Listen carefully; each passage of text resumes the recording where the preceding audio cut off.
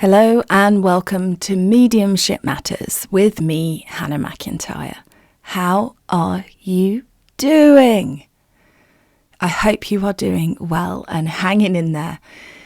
It's still shifting, ebbing and flowing, this energy, isn't it? I mean, it's better than it was, but it's still very interesting to sit in and look at removing the actual experience from it, just seeing how much is happening and how much is going on. And if we believe that this is all part of the ascension into the next age and the next energy stream for planet Earth, it's really quite fascinating, I think. You have to clear out the crap to rise. You can't be weighed down and expect it to happen. It has to be this process. We know this, but it's still not fun being in it, was it? Was it? Is it? Anyway, I demonstrated in Canterbury last week, my penultimate show of the year.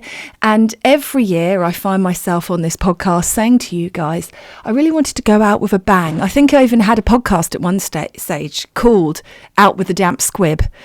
And it appears that this year will not buck that trend. Not a bad night at all, but just a very difficult audience. And not a difficult audience in the sense that they were unsupportive or unkind, but just very, very hard to place the spirits. And yet again, I find myself amazed at the lack of control a medium has over their audience. Now, there are parts that you can do to help the energy, like I think that being an entertaining medium and bringing the whole audience along with you is an absolute necessity. If you've got people checking out, now there is a natural checking outness that happens, because people are people. Some people come for only their message, and that's a problem. But generally speaking, if you can be engaging and funny, you can bring the majority of the audience along with you. And I do find that the first link of the night kind of sets the tone for how things are going to go. So my first link of the night, now as you know, it's going to be a bit fuzzy, I don't fully remember it, but was a man that came through, and I was doing all my evidence and I was really trying to get him placed. I believe I said father. I don't want to mislead you all by making me sound better than I was. I felt like it was pretty specific. Died of causes related to smoking, because he was a smoker, and nobody took it. And I was like, that's not the start I want. And I was really trying to be determined and dig in. And there's always that fine balance as a medium between letting it go and digging in, and the finding that sweet spot. Because if you let it go, it looks like you don't believe in your mediumship. But if you dig in, it takes more time, people do become bored and disengage, and the energy is harder to work with. So it's always really difficult. And I really do try to be as determined as I can now, because I've learnt that the hard way, that, well, this is what I'm getting and I know I'm right. And eventually somebody put their hand up and said, well, you said they were a smoker. They actually smoked a pipe. Now, I don't remember that I'd specified cigarettes. Maybe I had, but I just felt like I knew that they were a smoker. If I had specified cigarettes, that's on me. That's where my brain's got in the way. But if you're faced with 8 bits of evidence, 10 bits of evidence, and every single one is correct, from a medium's point of view, it really does feel like splitting hairs to be, well, it's a pipe, not a cigarette. But equally, when you don't understand how mediumship works, why wouldn't you expect that to be right? So that was the first one, and it turned out to be an incredible message. Very, very moving, I felt, from an amazing dad in the spirit who wanted to make amends. And then that kind of hesitant, reluctant energy. And I'm not saying that it was the gentleman I worked with first's fault, just to be clear, but just somehow it flew through the audience like an infection.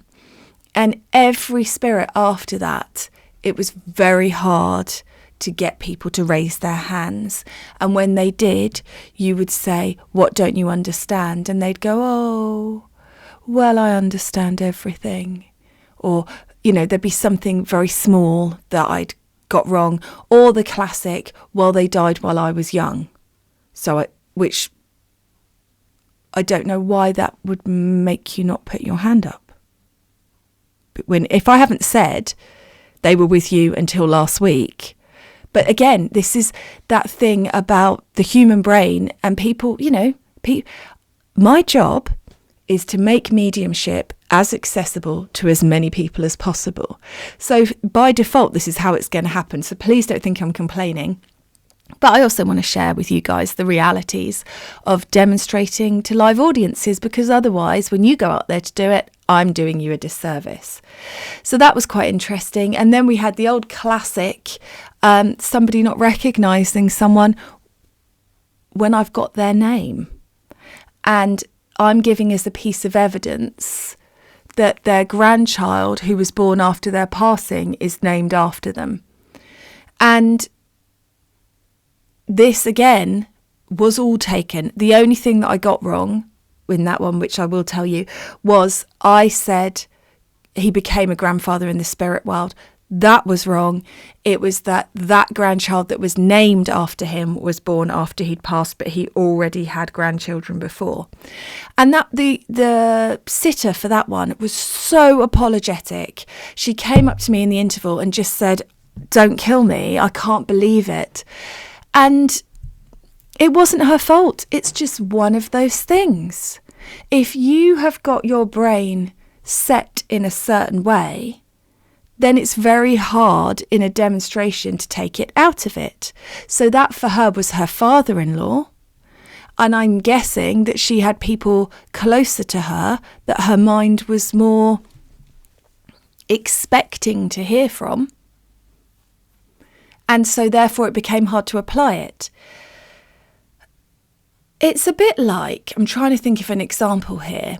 If you have a friend that says, "I will come and pick you up," and last time they picked you up, they had a black car, and they haven't mentioned that they've now got a white car, you might be looking out your window, looking for your friend, and simply not see them because it's not what you're expecting. I was watching a really cute video the other day of a family on a plane, and the brother, who hadn't been on holiday with the parents for like 16 years, was coming with his girlfriend. And the mum was in the aisle seat, and he came along and tapped her on the shoulder and said, "I'm sitting by the window." And she moved, and she honestly did not see her own son for a good 2 minutes. Everybody was cracking up. When she finally realised it was him, she was so blown away. And so there really is nothing we can do about that. If you're at a space where you are saying name, occupation, relationship, now I said father, not father-in-law, but I'm going to take that. Age of death, how they passed, what they did for a living, their name, a child being born after them, a whole story about how they pass really suddenly and everybody gathers, but it's following their passing to say goodbye, and everybody's his wife is holding on to blame because he was drinking milk of magnesia and antacids, thinking it was indigestion. It turned out to be a heart attack. Like, there's not really a lot more I can do in that scenario. So sometimes you just have to accept you've done the best you can. Which led to another conversation and a hand raised at the end, which was, well, I had mentioned that, I don't know, I was blathering about something, and I had said that I personally think when you go for a one-on-one reading, you're better off saying who you want to hear from. And then somebody raised their hand and said, why didn't you ask us in a dem who we want to hear from? And then another lady said, in the questions, what happens when you keep going to DEMS and you don't get a message? Why is that? So again, I want to talk here about how I believe the spirit that you work with is chosen.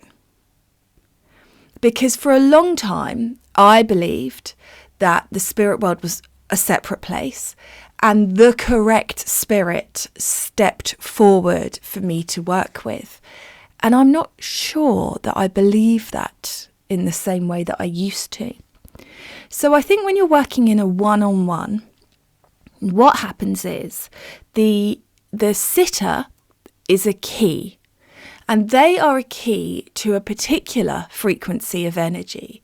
And in that frequency of energy, all of their loved ones are connected through it.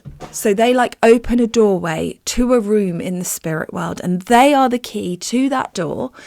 And through that doorway is all their loved ones in the spirit world. Now, sometimes as a medium, when you walk through that door, you will be drawn to the right spirit that they want to hear from.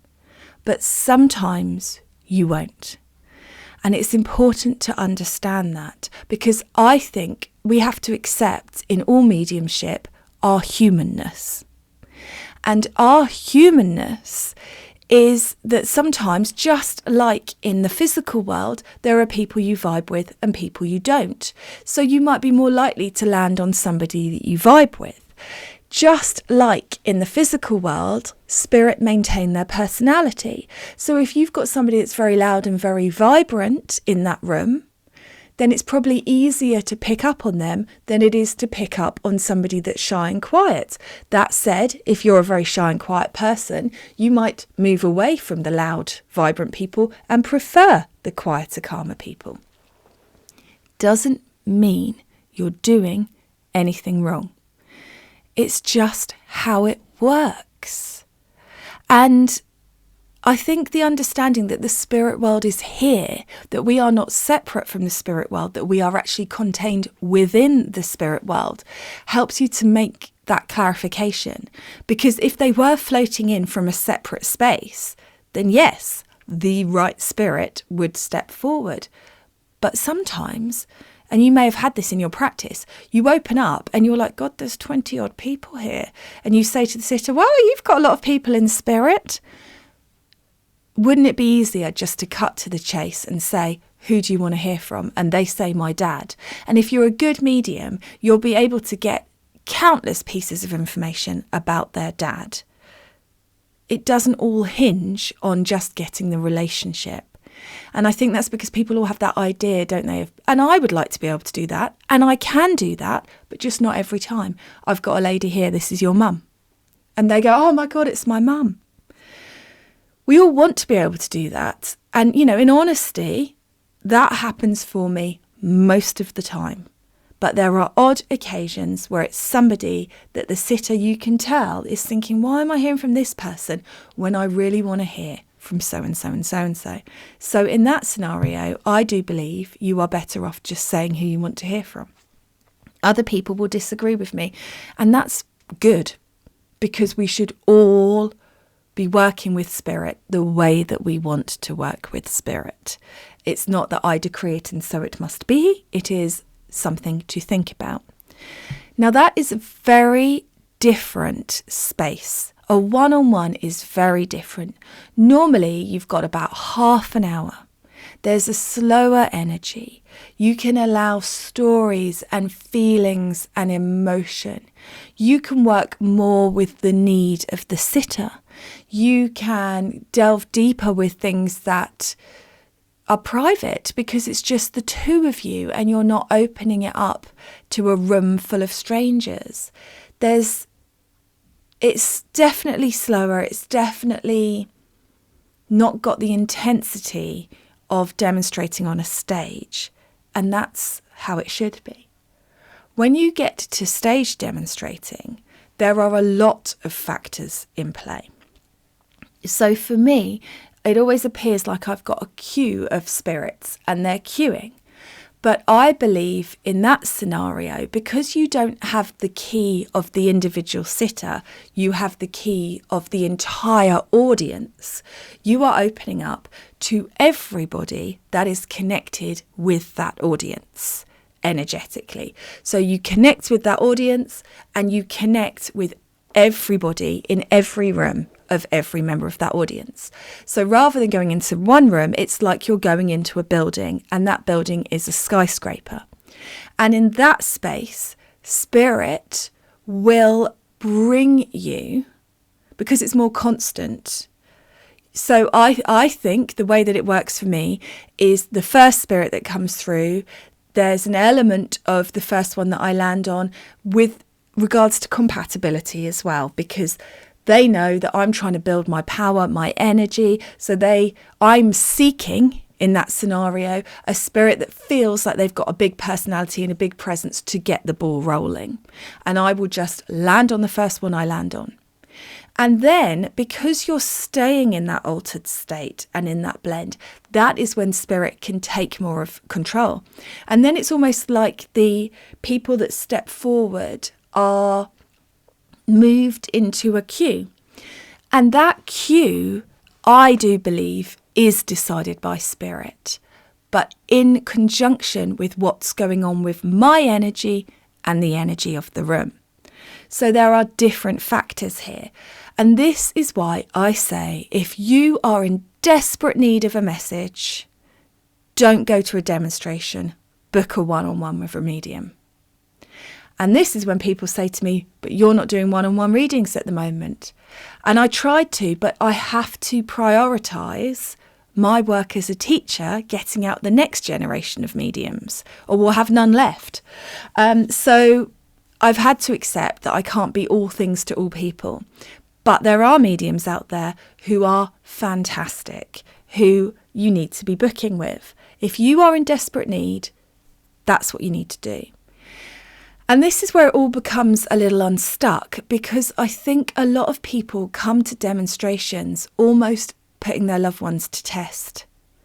Like, my loved one loves me so much, and they're going to prove it tonight by coming through in an audience of 150 people to prove how much they love me. And, you know, if they could, they would.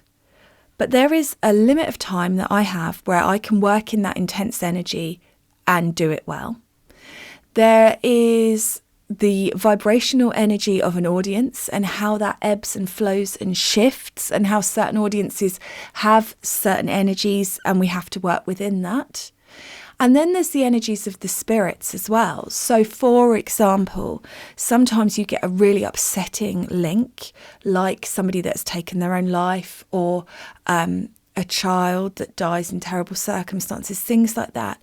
And spirit, in their intelligence, know that we need to raise the vibration with a big personality or a big character after that one to make everybody laugh and lift the spirits.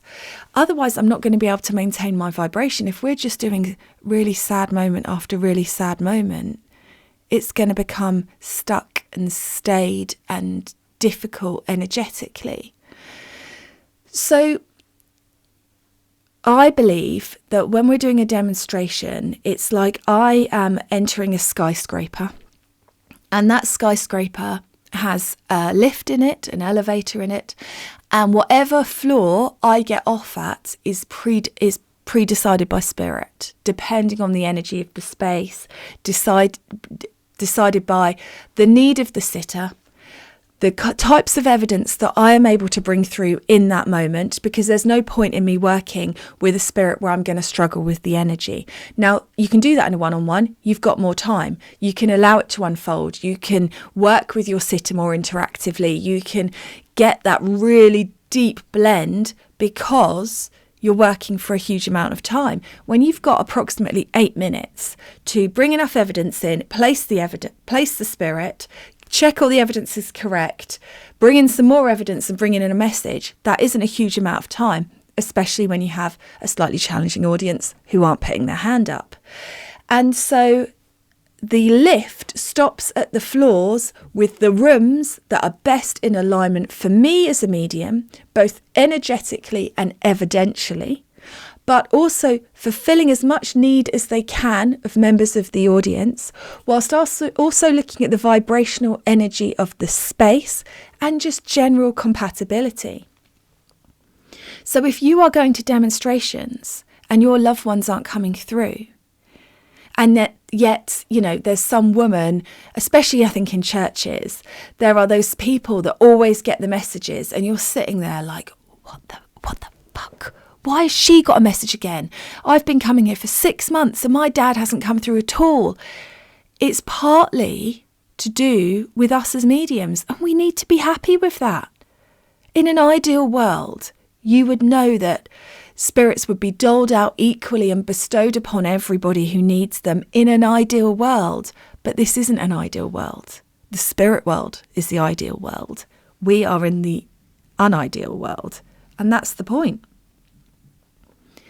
So I think it's important to think about that in your practice and think about that in your work. And I'm going to say it again, and I know I've said this before, but it's also important to understand when you're in a practice group that the spirits that come forward to work are always the right spirit for the developing medium, not necessarily for the sitter. Might not be who they're expecting to hear from. And I know I've covered this in detail, but I need to say this because I've heard things from students on my school and other students recently where they're saying things like, if it's not who I want to hear from, I'm telling them who to get in, which is fine if that's how the medium wants to develop, but it's not fine if you're controlling the spirit that steps forward as a sitter. That is not fine. And also people doubting the spirit that's come through because no one can take it and going, okay, I'll move on to the next one. Okay, I'll move on to the next one. When actually that's really damaging to your mediumship. And what you need to do is trust that the one that you've got is the right one for you at this time in this moment, and continue to work with them. So let me know what you think about that. I find it absolutely fascinating just thinking about that, just how it works, who gets picked by the spirit world to step forward.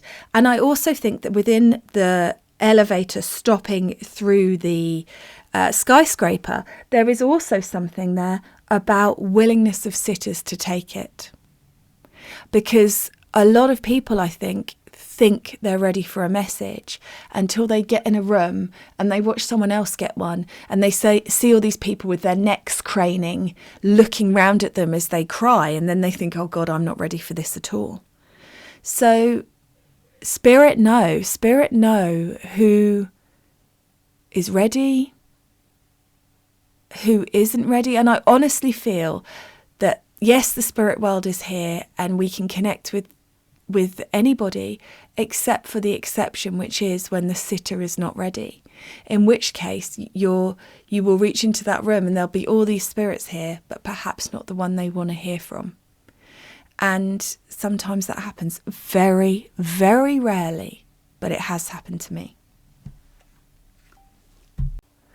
I also wanted to add on here talking about a continuation from Cheryl's message from last time about healing and whether we need to see a healer, whether the energy's already there, that sort of age-old question. Because I saw an Instagram post from somebody the other day and they were talking about soul healing and doing a healing session to heal your soul. And I found that a really mystifying concept. So if you're out there and you're a soul healer, can you explain to me what that means? Because I know I'm the never-ending bloody analytical, if you ever listen to this and think, God, can she not just let anything go? I hear you. I think that about myself a lot. I wish I could let things go. I wish I could just accept. I wish I could just not question everything. But equally, somebody's got to. And so my next question is, do we believe that souls need healing? If you pass from this world in the physical into the non-physical, if there is no time, I have no doubt that there's some sort of process a soul needs to go through when it moves back into the spirit world. I have no doubt about that. But if there is no time in the spirit world, then that soul is surely instantly healed and whole because there is no time. So although there is only the now to the soul and the soul is healed, because it's beyond time, I don't know. You know what I'm trying to say, do you?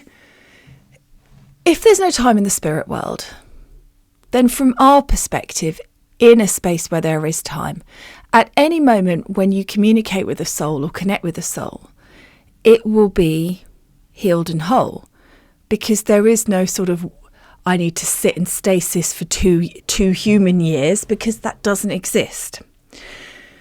So why would you need to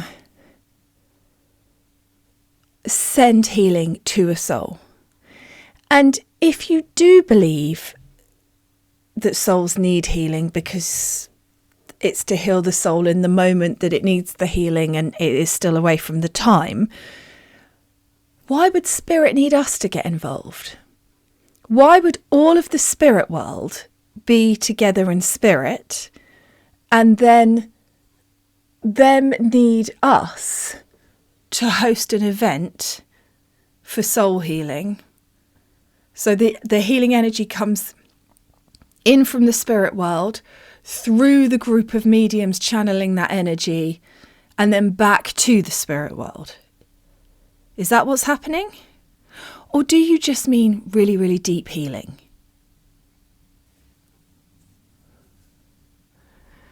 Is it one of those things that we're all just saying when we're not really thinking about the language that we use? And you don't really mean soul healing.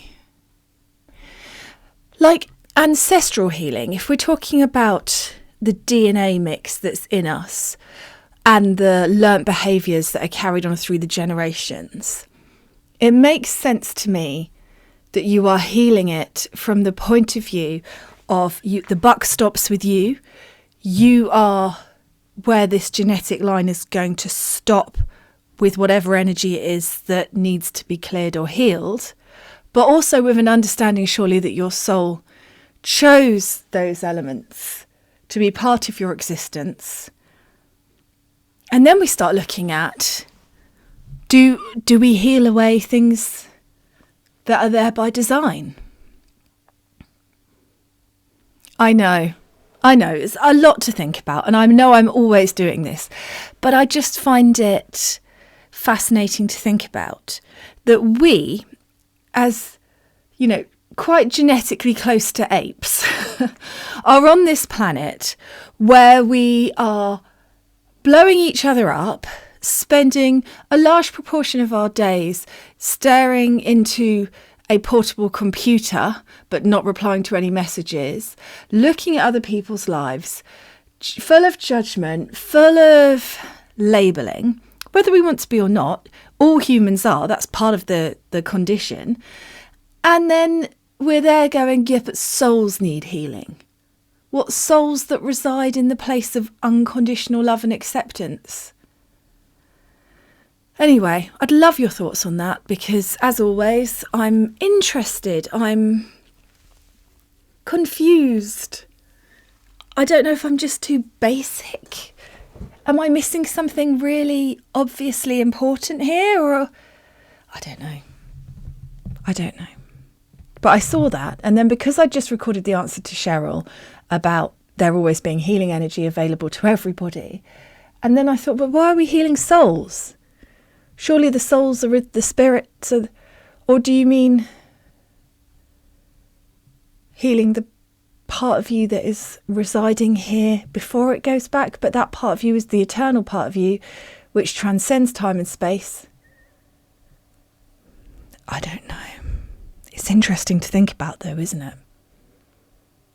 Again, with this breaking down of everything. Sometimes it feels like my journey goes really slowly. And then I'll get a Facebook memory or something. And I'll think, that wasn't only that short time ago. And I'll realise that actually my journey has been going incredibly rapidly. I just didn't realise it. And I think that is to do with the questions. Which leads me to go back to this trans-physical mediumship thing that I know that I upset some of you. And I didn't mean to. I just want to make it clear that I'm still on the fence, if I'm honest. And I do accept that I may be too analytical to enjoy that kind of experience. But I also want to say it wasn't a blanket, I don't believe in physical mediumship. And it wasn't a blanket, I don't believe in trance. It was I don't believe in all the forms of physical mediumship. And actually, are we holding physical mediums hostage to a standard of mediumship that has never existed because it was fraudulent to begin with? And I know that some of you very kindly sent me links to different physical mediums and different physical mediums things. And again, I was faced with the similar problem to the Fox sisters, which is they may well be brilliant people, incredible mediums. But if there is evidence online, might be false evidence, I'm not saying it's true, but if there is evidence of them falsifying physical mediumship recordings that you can just Google and watch of them falsifying experiences, even if that was a one-off and the rest of the time they've been brilliant, but just in that particular night the energy wasn't right, so they took things into their own hands to give people an experience. I'm not saying that they did any of those things for bad reasons. All I'm saying is, if that is out there, is that a good example? If you're sending me mediums that can apparate physical objects, great. What I want to know is, if they can apparate a necklace, why wouldn't they be able to apparate a ring that belongs to somebody in the group that was their great-grandmother's that they lost as a teenager? If they're able to apparate gems, why can they not apparate? And this is a serious question. This isn't like I'm saying that they're fake. I'm interested to know, why can't they apparate then gems that are semi-precious, that have a value? Why are they like the dyed glass ones that you get for weddings? Why wouldn't they be? Is there something, in the structure of an apparating experience where it has to use the minerals of the body, and the minerals of the body are not semi-precious, or what is it? Why is that? If spirits can create ectoplasm, why wouldn't they create ectoplasm letters that spell out evidence, like the caterpillar smoking its hookah in Alice in Wonderland? And I guess the trouble is, it's really hard to ask those questions without people getting upset. And I want to particularly give a shout out to Sue, who was corresponding with me by email, because we had such a great back and forth, because we both respect each other. Neither one of us is in the ego space of trying to prove the other one wrong. But I think part of the problem with mediumship and spirituality is in the last 30 years, nobody has asked the important questions. And if we don't ask the questions, we don't evolve. So my questions are, even if you believe that they're a great medium, even if you know that they are, if there is video footage of them online behaving fraudulently, why aren't they addressing that? Or are they and I just can't find it? There's a few that different people sent me. I mean, one of them was outed quite formidably by somebody that I would personally say is a well-respected and well-known spiritual person who actually cancelled a physical mediumship workshop with the medium because they had been to one of his nights and realised he was fraudulent. And they did this publicly, and you can find it easily if you Google it. Now, if you Google any medium's name and fraud, you can find things. I found some some laughable things that were clearly not true about other mediums. So I'm not saying that everything is true on the internet. It's just weird to me that physical mediumship was so popular in Victorian times, where there was this real need for it. But you look at every single photo of Victorian physical mediumship I have ever seen is clearly fake. Clearly. There might be the odd one that's maybe a bit more ooh, but generally speaking, is quite obviously a doll or a puppet, or the ectoplasm is quite clearly muslin cloth. And, you know, we're looking back at a time when having a photo was a miraculous thing. So it's understandable that that was kind of part of the spectacle then. We've moved into this modern day, and why can't we video record? Now we have the option to record in darkness. Why can't we? You know, why can't we record by night vision? I don't know. So again, I really, really want to believe. I've seen amazing things. I know spirit can do physical manifestations. I've talked to you recently about the lights flashing in my demonstration. I have a friend who was altered by sitting in a mediumship trance demonstration. It's just, I'm not saying that none of these things exist. I'm just asking if our expectations perhaps of what should be achievable in those spaces is too high, because it actually is based on people doing fraudulent stuff. But I don't know. I know that there are people that come to my nights and you can feel them and you can see it in their body language and see it in their energy. They don't believe, and they leave and they still don't believe. And there has to be a point in mediumship where you just say, okay, well, I've done my best. If that's not good enough for you, there's nothing more I can do. But I really want to believe. I want to experience these things. And it's almost like what I experience, I'm judging as not being exciting enough or good enough because I'm over here getting a light flashing for the first time in a decade, which is really cool. But then that person over there has got a disembodied voice. I want a disembodied voice. And then, I don't know, playing around with it. It's just interesting to think about, I think. But again, just always have your questioning, thinking mind up. And go from there. But also allow yourself to receive it in whatever way you need to receive it and you want to receive it. Just if you're there thinking, why am I not getting this thing to work for me? Maybe it just doesn't work that way in reality.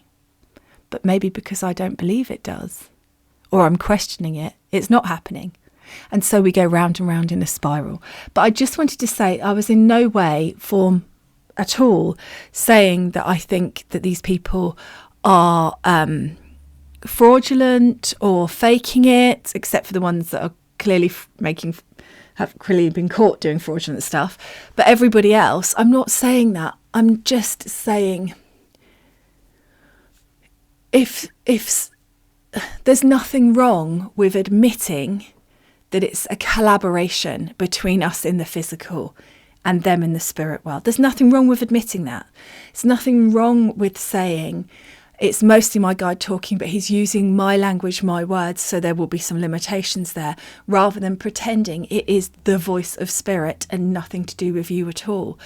I don't understand why we find that so offensive. What is it about ourselves that we find so wrong when it comes to mediumship? We're supposed to be human beings. That's what we're here for. Which leads back, I think, to Nat Delors' canon, Jesus and the Essenes, and the Essene saying that Jesus was a human. He wasn't here to be God. He was here to show us what a perfect example of a human looks like. And how over time, man has changed that to make him God. Or make him God's son, but also part of the Holy Trinity, when actually that's was never the purpose. You don't have to believe that, but it's something that's interesting to think about, isn't it? Why is it in this quest for spirit, it often involves us escaping the human? And isn't the human actually the whole point of it all? I don't know. Let me know. Tell me what you think. Please don't be offended. I'm not trying to upset anybody. I just want to ask the questions because I think that is where the evolution is. That's what I believe. In asking the questions, regardless of what answer you believe or I believe or where we get to with it ultimately, it is all about asking to open up into the newness. If you don't ask, we'll just coast and stay stale. It's time for movement. Well, there we go. Another podcast. I hope you've enjoyed it, and I will catch up with you again soon. Have a good one.